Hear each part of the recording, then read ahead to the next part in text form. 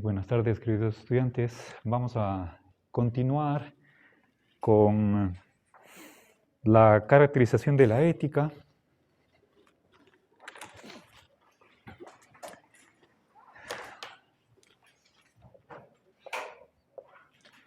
Hemos visto hasta el momento solamente una propuesta, la de que, siguiendo la etimología, la ética estudia las costumbres. ¿Sí?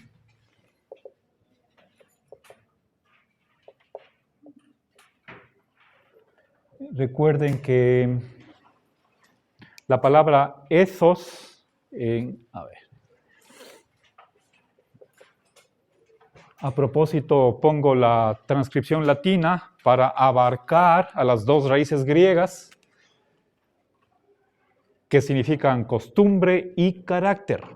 Y cuando hablamos de carácter, estamos hablando de algo habitual. ¿Sí? Bien, ahora decía que esta visión es empirista y concibe la ética como una descripción. ¿Sí? Bien. Ok, ahora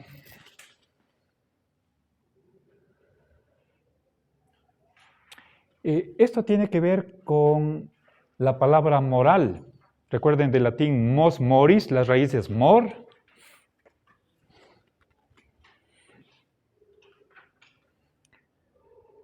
La ética simplemente sería una descripción de cómo se comporta la gente habitualmente.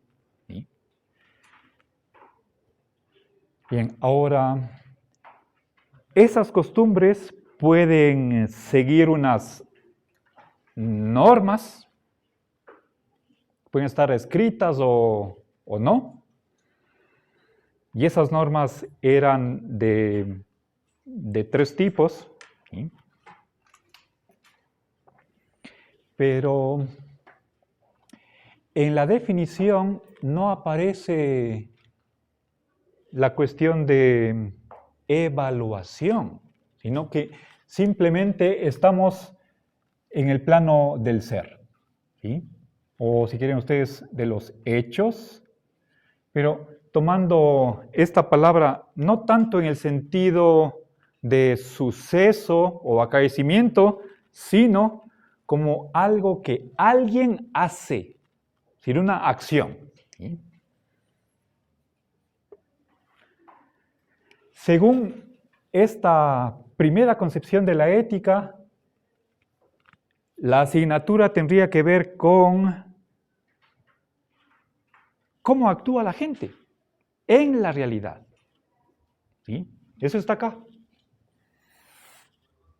Eso es algo que se puede ver, se puede cuantificar. Podría un antropólogo, un sociólogo hacer ese estudio, o un psicólogo. ¿Sí? Bien, ahora, por otra parte, cuando yo añadí la cuestión del carácter, aquí estábamos dándole una función suplementaria, o si quieren ustedes, complementaria a esta primera caracterización. Por más que carácter y costumbre está en la misma palabra ethos, con eta, ¿sí?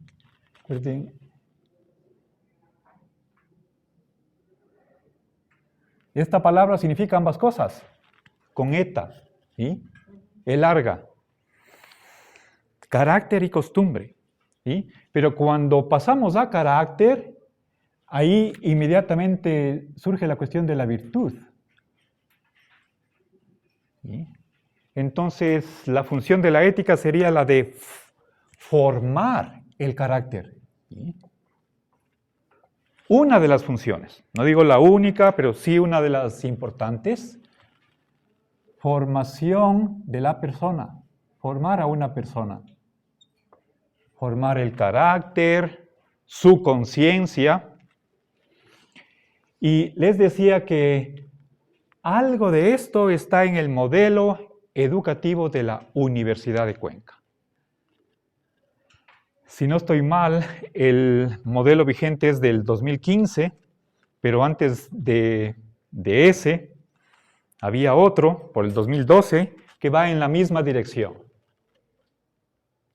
Una de las misiones de la universidad es formar buenos profesionales. Ahí aparece esta palabra, dar forma. Buenos profesionales desde el punto de vista ético. Por ejemplo, que no sean unos estafadores, unos engañadores. ¿Sí? Ok. Entonces, la universidad se encargaría de dar una formación ética a sus estudiantes. Y a propósito, les cuento que en el 2013, si no antes, no, creo que era desde el 2009, si no estoy mal, se incluyó la materia de ética en todas las carreras de la universidad como asignatura obligatoria. Y nuestra facultad era la encargada de monitorear, de coordinar esa asignatura en todas las facultades. Había un programa y que pasó para su aprobación por nuestra junta académica.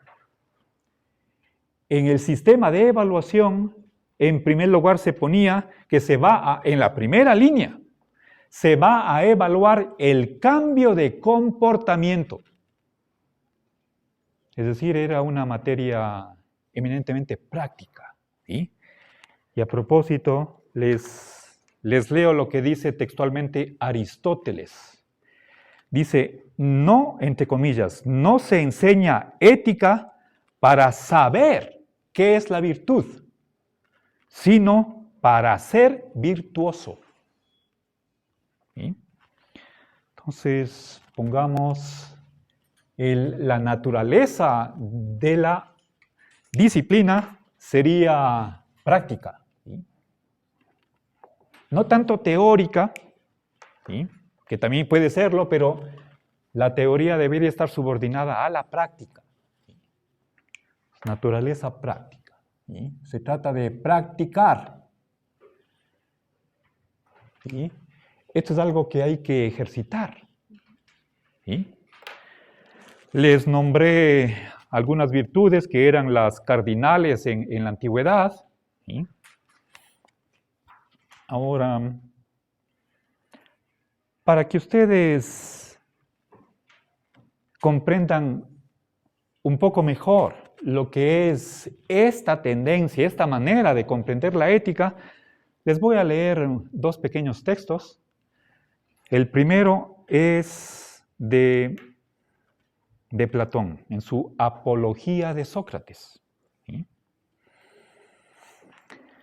Ustedes saben que Sócrates fue acusado, entre otras cosas, de pervertir a la juventud. ¿Sí? En realidad, creo que hay que entender esa acusación en el contexto político. Estábamos en un gobierno de tendencia democrática y Sócrates era aristócrata, en el sentido de que los gobernantes deberían ser los mejores en sabiduría y virtud. Creo que en el fondo fue esta diferencia política lo que le condujo a Sócrates a ser llevado a un juicio. ¿Sí? Fue condenado a muerte y se le dio la oportunidad de salvar su vida con tal que deje de filosofar.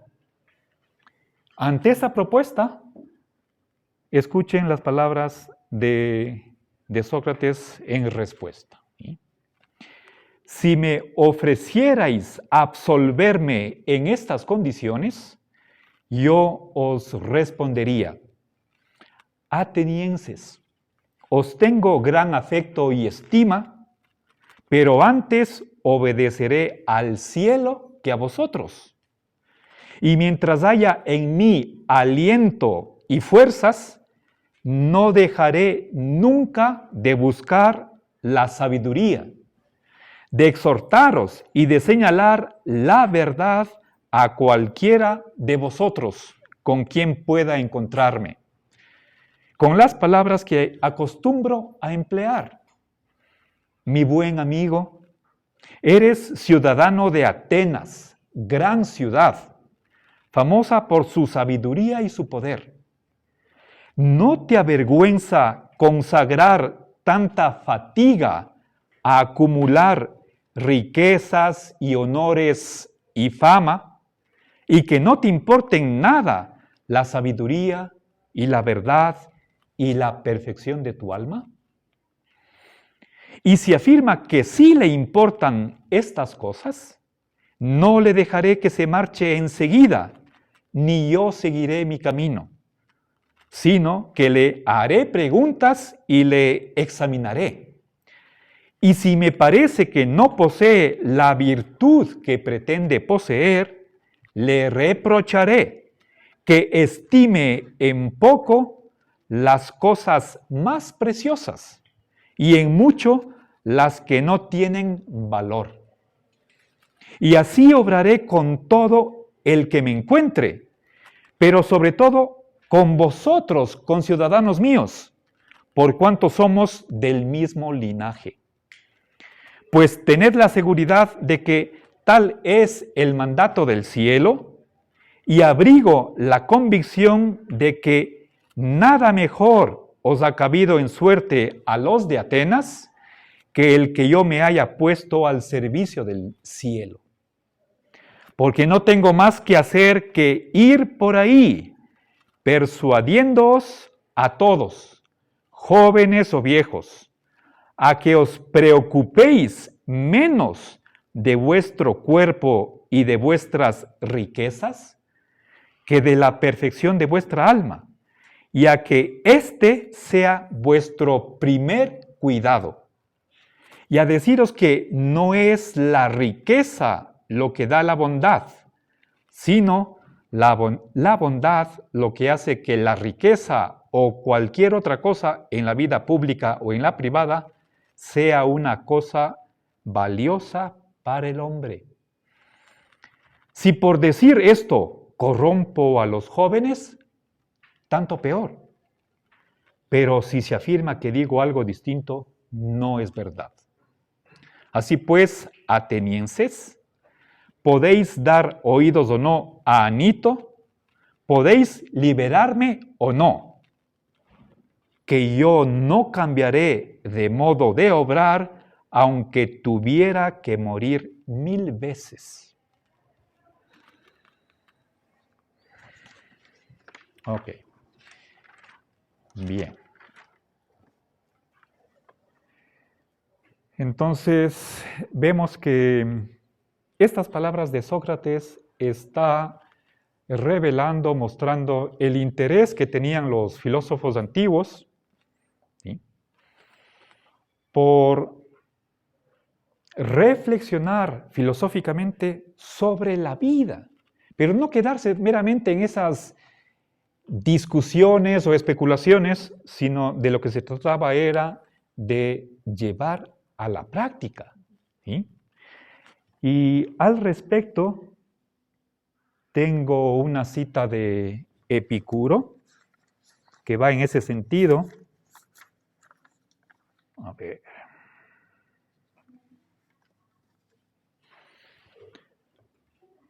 No, perdón, es de Séneca. Claro.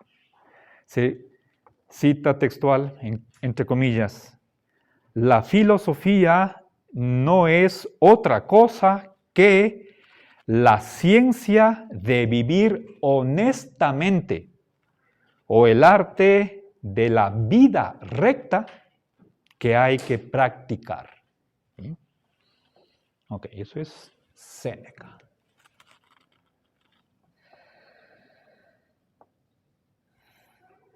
Creo que podemos tomarle a Séneca como un autor muy influenciado por el estoicismo, entre otras corrientes. Y Fíjense, está dando una caracterización de la filosofía. La filosofía tiene varias disciplinas, la lógica, la filosofía de la naturaleza, teoría del conocimiento. Todo eso debería estar subordinado, según esta corriente, a la ética. Por una parte se dice que la filosofía es una ciencia, podemos discutir. Esa parte no me interesa tanto cuanto lo segundo. ¿Ciencia de qué? De vivir correctamente. O sea, ¿de qué nos serviría aprender criterios del deber o saber qué es lo bueno si es que eso no tuviera alguna incidencia en nuestra vida diaria, en nuestras acciones? ¿Sí? Bueno, y quisiera finalmente añadir la última parte del prefacio del libro Estudios en la filosofía helenística, escrita por Dirk Baltzli.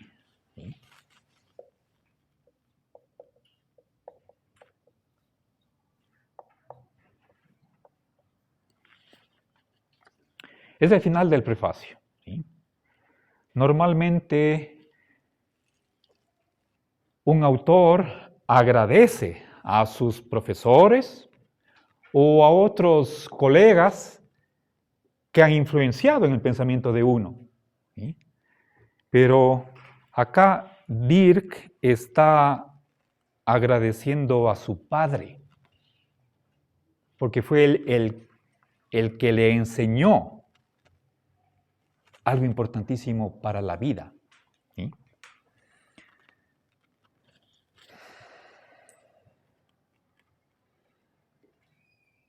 De lo que yo he leído, este es el único autor que agradece a su padre. ¿Sí? Escuchen sus palabras.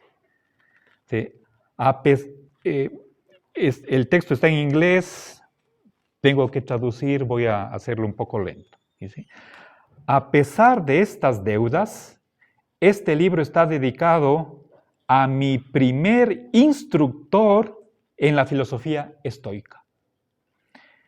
Cuando yo era joven, mi padre solía llevarme al pediatra para las vacunas y otras cosas que disgustan a los niños pequeños. Si yo no lloraba, mi padre solía decir que yo era su pequeño estoico. Años más tarde, descubrí los libros de mi padre de su tiempo de la universidad. Estos incluían la historia de la filosofía de Copleston, así como una antología de selecciones de filósofos estoicos como Marco Aurelio y Epícteto. Conforme avanzaba a entender de qué se trataba el estoicismo, me di cuenta o reconocí que por entrenamiento o temperamento o ambas cosas, mi padre era bastante como ellos. Y aquí viene una cita textual de Cicerón en las Disputaciones Tusculanas 5.81. Dice así: es la característica peculiar del hombre sabio estoico que no hace nada de lo que pueda arrepentirse, nada contra su voluntad, sino que hace todo honorablemente, consistentemente, seriamente y correctamente, que no anticipa nada como si estuviera destinado a suceder,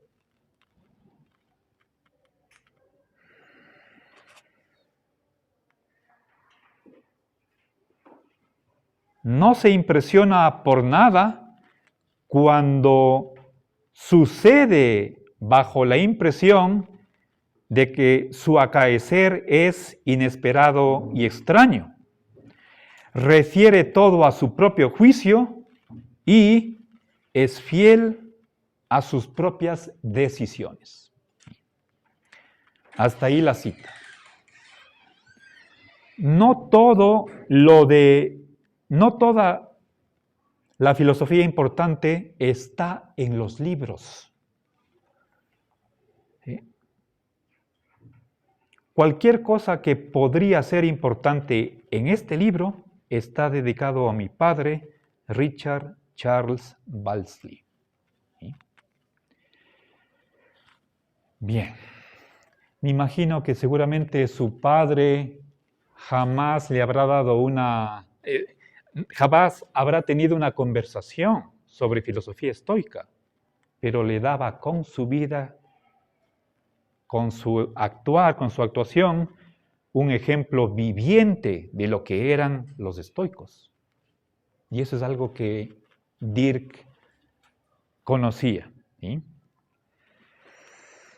Bien.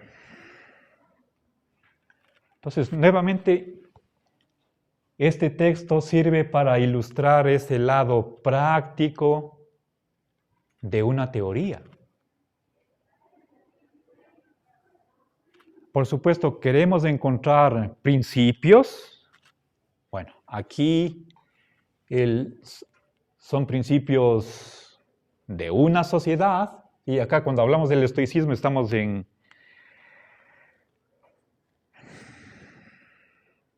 una visión universalista, ¿sí? No relativista, pero que igualmente pone en primer plano la vida, la práctica, para no quedarse simplemente en disquisiciones filosóficas.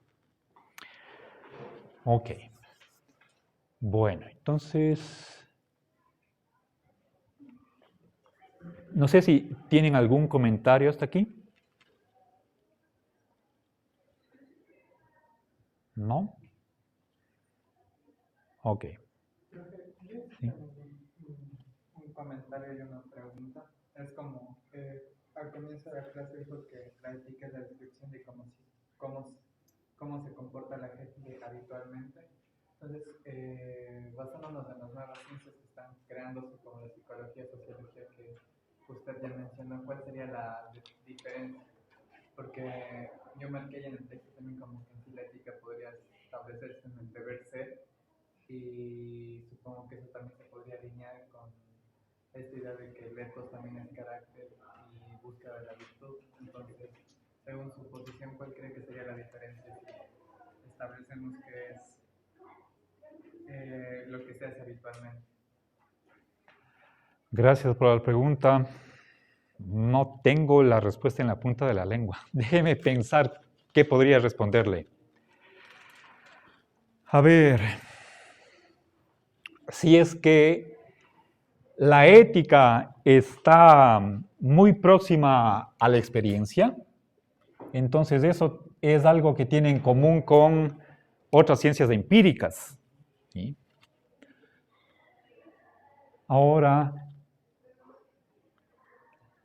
si es que nosotros quisiéramos apartarnos de la sociología, la psicología o la antropología, deberíamos ir a las normas, ¿sí? Al deber ser. Y esto es algo que no estudia ninguna de esas otras ciencias humanas, ¿sí? Creo que una de las deficiencias que tiene esta primera concepción de lo que es la ética es que se queda en este plano meramente descriptivo y olvida lo que son las prescripciones. ¿Sí? Decía, recuerden que hay 3 tipos de normas. Tenemos deberes, que pueden ser por una parte positivos o negativos. En el segundo caso son prohibiciones o permisos. ¿Sí?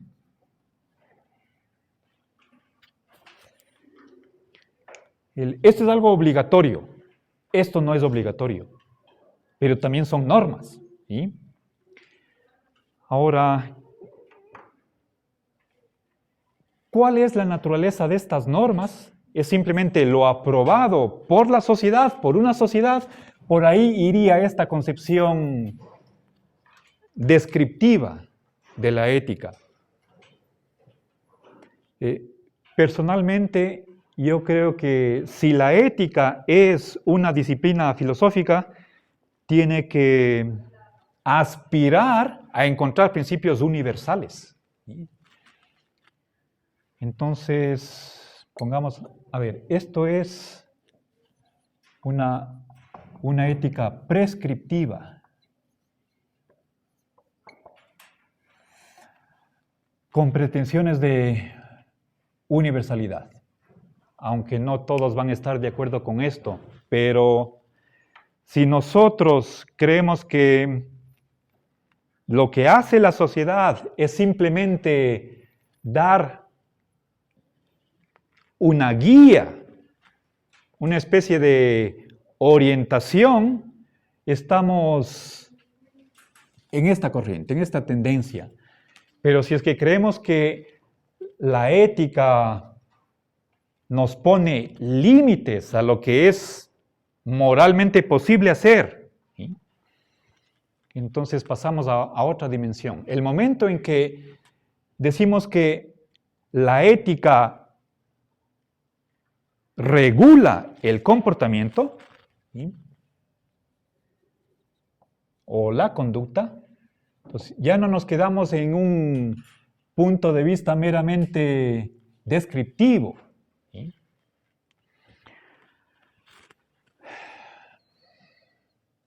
Aquí estamos hablando de principios que me van a permitir evaluar una acción como correcta o incorrecta o positivo o negativo en general, ¿sí?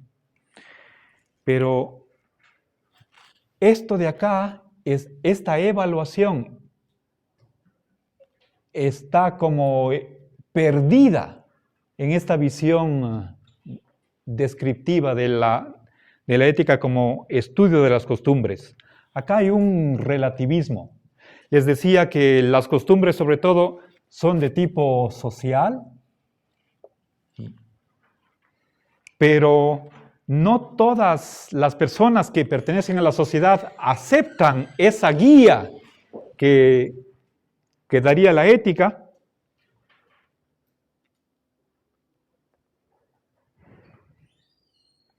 Entonces, en primer lugar, en vez de hablar de sociedad como una totalidad, deberíamos hablar de grupos, pero lo mismo que sucedía a nivel de sociedad sucede en un grupo.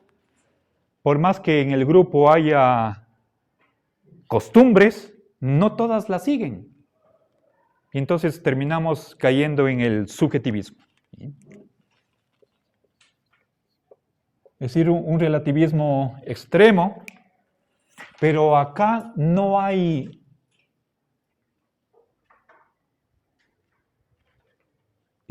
una presencia predominante, marcada, de estas líneas rojas, de haz esto, no hagas esto, ¿sí? Sino que he estado leyendo o repasando un artículo de la definición Stanford de filosofía, la enciclopedia Stanford de filosofía, cuyo título es Definición de la moral. Y ahí hace esta distinción entre una caracterización de la ética que la reduce a descripción y otra que la convierte en una disciplina normativa. De modo que cuando hablamos de descripción, o sea, no hacemos juicios de valor. Simplemente estamos diciendo, los esquimales se comportan de esta manera, los romanos de esta otra manera. Y no hacemos un juicio de si será correcto, será incorrecto, solamente nos quedamos a este nivel, ¿sí? Pero muchos otros, les doy simplemente dos ejemplos Kant y John Stuart Mill han pensado que toda persona racional, es decir, que tenga inteligencia y conocimiento y voluntad, debería actuar de determinada manera. Hacer ciertas cosas, no hacer otras. ¿Sí? Esto parecería que está ausente de esta visión. ¿Sí? Entonces, pongamos, aquí tengo una caracterización, aquí tengo otra, diferente. ¿Sí?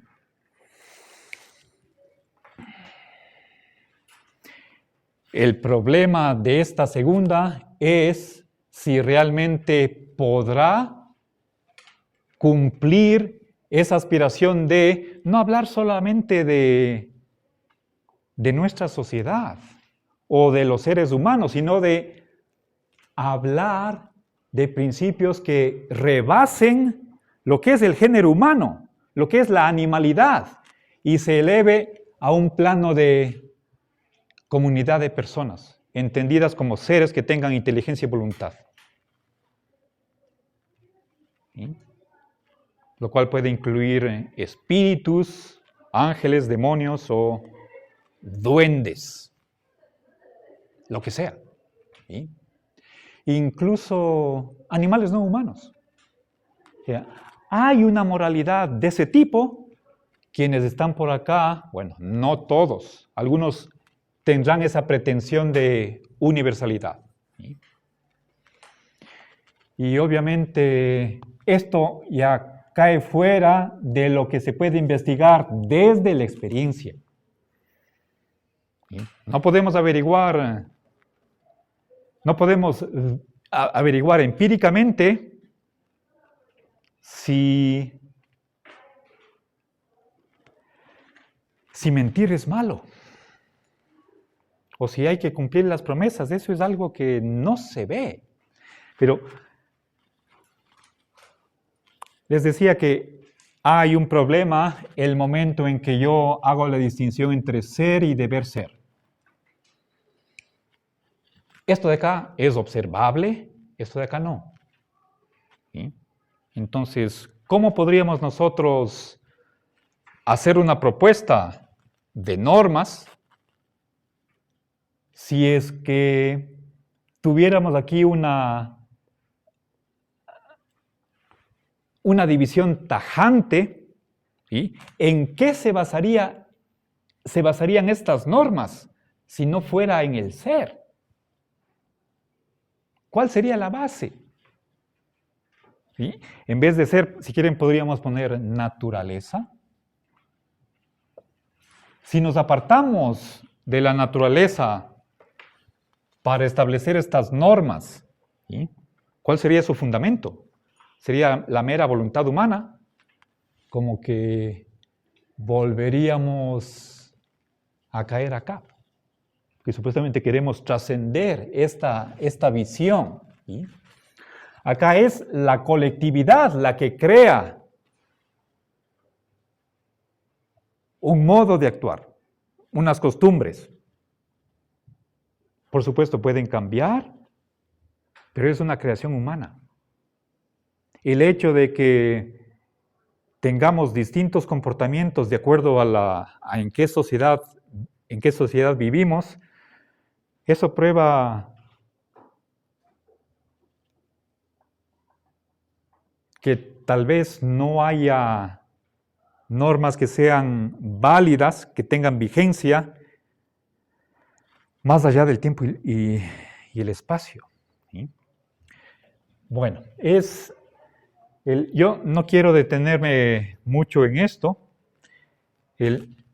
Sí quisiera que ustedes sean conscientes de este par de concepciones.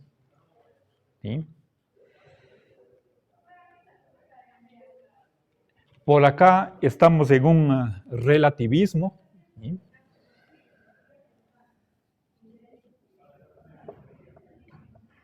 Es decir, limitar la vigencia de unas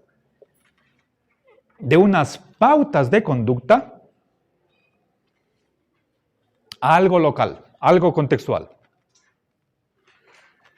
En cambio, acá tratamos de rebasar esos límites y dejarlos de lado. Hacemos una abstracción para llegar a la generalidad máxima que podamos, de la que seamos capaces.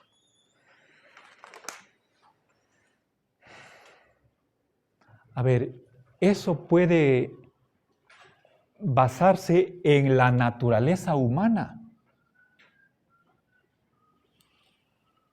O sea, el hombre, desde que es hombre, y para eso tendríamos que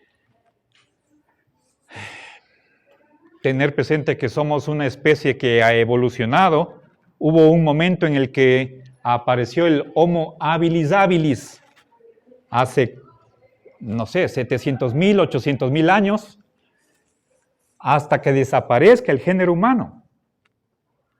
¿Sí? Pero las normas que rigen las relaciones personales no tienen por qué ser meramente humanas. Pueden ser reglas que han sido impuestas por la propia naturaleza. Es la naturaleza, es decir, si quieren ustedes, el ser, el que o quien prescribe las normas para todo ser que tenga inteligencia y voluntad. O si quieren ustedes, en un sentido más débil, que tengan conocimiento del mundo y tengan deseos, lo cual incluye a otros seres no humanos. Bien, una ética naturalista. Una ética natural. ¿Sí? Esa es una visión,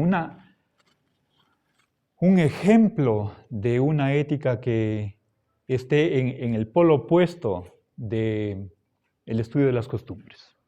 ¿Ok? Bueno.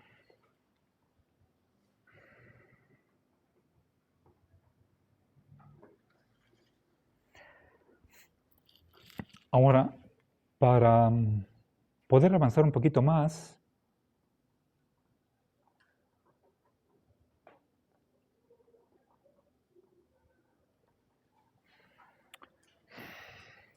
si quisiera decir unas palabras, ya para terminar la hora, con respecto a la distinción entre teoría y práctica, ¿sí?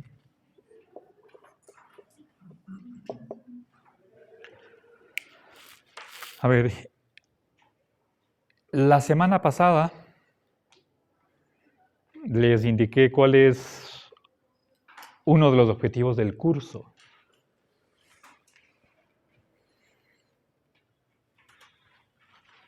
Y si ustedes recuerdan, en esa clase yo no les hablé ni del carácter ni tampoco de la virtud. No quiero que ustedes practiquen valores, ni siquiera valores que supuestamente serían universales, que es algo que no puede aceptar, por ejemplo, ningún marxista, entre otras corrientes. ¿Sí? En una sociedad dividida en clases no puede haber bien común. Si tenemos clase dominante y clase dominada, no puede haber normas para todos. Las normas están al servicio de la clase dominante y los subordinados tienen que aceptar. Ahora,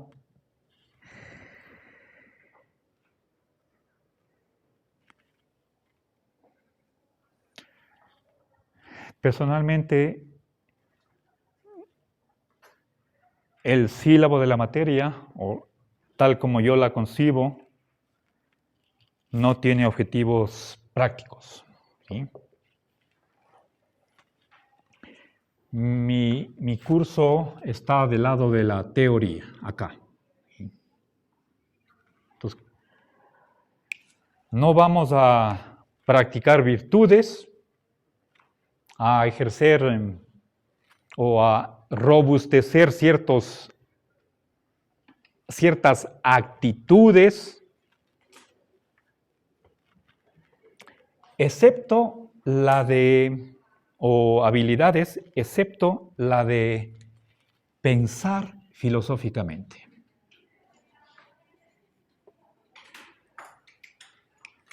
Con respecto a temas de ética, problemas de ética.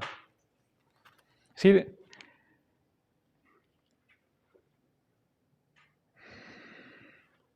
yo no quiero cambiar la conducta de nadie. No les conté la historia completa. Les decía que en el primer sílabo de esa materia de ética que se daba en todas las carreras, estaba en el sistema de evaluación el cambiar la conducta. Ese sílabo no pasó, no fue aprobado en nuestra junta académica y a consecuencia de lo cual la coordinadora a nivel de la universidad de la asignatura renunció a su cargo.